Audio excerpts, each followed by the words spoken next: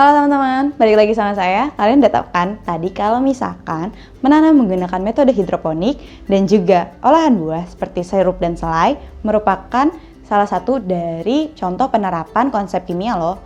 Nah, konsep kimia yang digunakan di dalam metode hidroponik dan juga olahan buah yaitu sirup dan selai adalah larutan penyangga. Kalian udah tahu belum larutan penyangga itu apa? Nah, larutan penyangga merupakan larutan yang dapat mempertahankan pH-nya agar tidak berubah atau relatif tetap. Nah, aksi dari larutan penyangga yang dapat mempertahankan pH-nya ini disebut dengan aksi buffer. Oleh karena itu, beberapa orang menyebut larutan penyangga sebagai larutan buffer. Nah, untuk dapat mempertahankan pH larutannya agar tidak berubah atau relatif tetap, maka di dalam larutan penyangga harus memiliki konsentrasi asam yang cukup besar untuk nantinya bereaksi dengan ion OH- dan juga harus memiliki konsentrasi basa yang cukup besar untuk nantinya bereaksi dengan ion H+. Tapi di dalam larutan penyangga juga tidak boleh saling menghabiskan atau terlibat dalam reaksi netralisasi. Kedua syarat tersebut ternyata dipenuhi oleh pasangan asam lemah dengan basa konjugasinya dan juga basa lemah dengan asam konjugasinya. Nah, kenapa ya kedua pasangan tersebut dapat memenuhi syarat sebagai komponen dari larutan penyangga? Seperti yang sudah kalian pelajari di materi asam basa sebelumnya bahwa asam lemah dan basa lemah akan mengalami reaksi ionisasi sebagian di dalam air dan terjadi reaksi kesetimbangan. Asam lemah dan basa lemah juga memiliki konsentrasi asam dan basa yang cukup tinggi untuk nantinya bereaksi dengan ion H+ dan OH- yang ditambahkan ke dalam larutan. Oleh karena itu, kedua komponen tersebut memenuhi syarat sebagai komponen dari larutan penyangga. Nah, dari komponen larutan penyangga yang tadi kita sudah pelajari, maka sistem larutan penyangga ini dapat dikelompokkan menjadi dua, yaitu sistem penyangga asam dan sistem penyangga basa.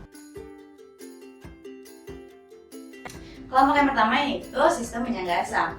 Nah, untuk membuat sistem penyangga asam ini, kita dapat mencampurkan asam lemah dengan basa konjugasinya ataupun dengan mencampurkan asam lemah berlebih dengan basa kuat. Untuk menghitung pH dari sistem penyangga asam ini, tentunya kita harus mengetahui konsentrasi H+ terlebih dahulu, yaitu dengan menggunakan rumus konsentrasi H+ sama dengan Ka dikali dengan konsentrasi asam lemah dibagi dengan konsentrasi basa konjugasinya.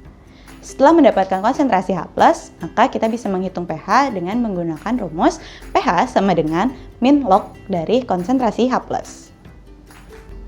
Yang kedua, ada sistem penyangga basa. Nah, sistem penyangga basa dapat dibuat dengan mencampurkan basa lemah dengan asam konjugasi ataupun mencampurkan basa lemah berlebih dengan asam kuat.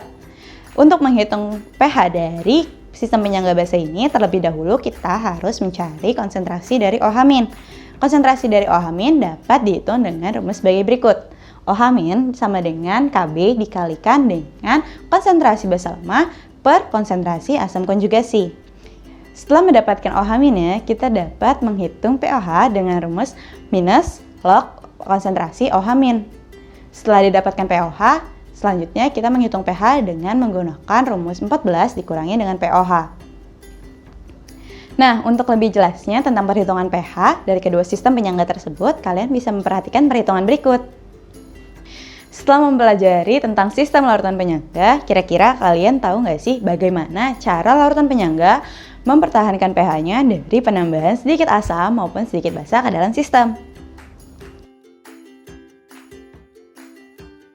Nah, untuk menjelaskan cara kerja larutan penyangga, saya akan mengambil salah satu contoh penerapan larutan penyangga pada kehidupan sehari-hari, yaitu pada metode hidroponik. Di dalam metode hidroponik, sistem penyangganya ialah sistem penyangga asam, yang terdiri dari asam lemah, yaitu asam fosfat, dengan basa konjugasinya, yaitu monokalium fosfat.